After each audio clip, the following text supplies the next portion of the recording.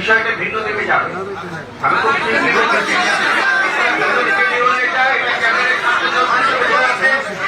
ক্যাডারের সমস্ত পর্যায়ে কর্মকর্তাদের ছাত্র সংশ্লিষ্ট বিষয় এখানে সম্পৃক্ত আছে। কথা শুনতে হবে তোমাকে। তোমরা সিদ্ধান্ত নেওয়ার চিনি নিতে চাও, বহু সময় আছে। আগে কথা বলতে হবে তো।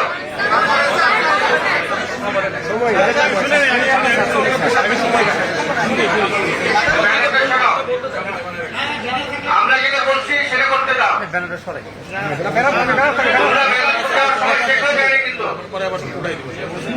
সবকিছু লজিক্যালি সেটা করতে হবে না। অ্যাসোসিয়েশনের কথা বলছি, অ্যাসোসিয়েশনের ব্যানার এখানে নাই, থাকলে থাকতে পারতো। অ্যাসোসিয়েশন কোনো এখন পর্যন্ত কর্মবিরতি কোনো সিদ্ধান্ত জানায়নি তোমাদেরকে। এই ব্যানার অ্যাসোসিয়েশন এখন ওম করতে পারে না, এই কথাটা আমি বললাম। আচ্ছা, এখানে এই ক্যাডার বহির্ভূত রিটায়ার্ড কর্মকর্তারা কিভাবে ঢুকেছে সেই জবাব তোমরা আগে দাও।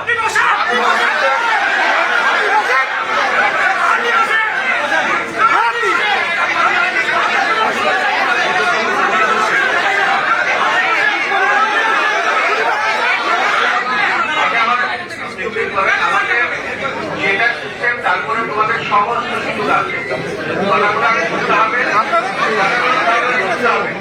তারপরে তোমাদের কাজ হবে।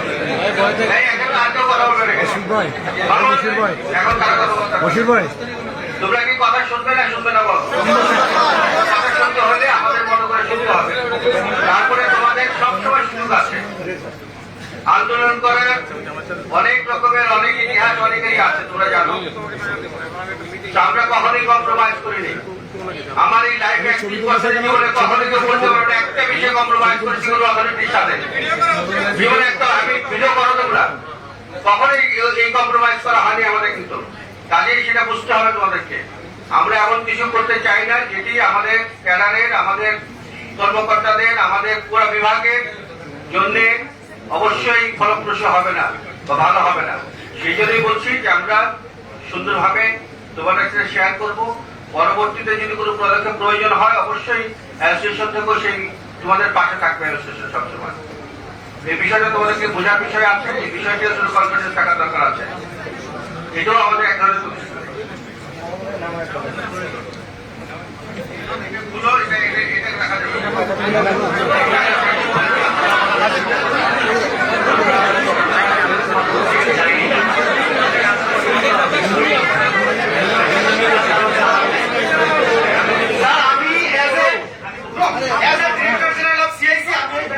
বসবো না।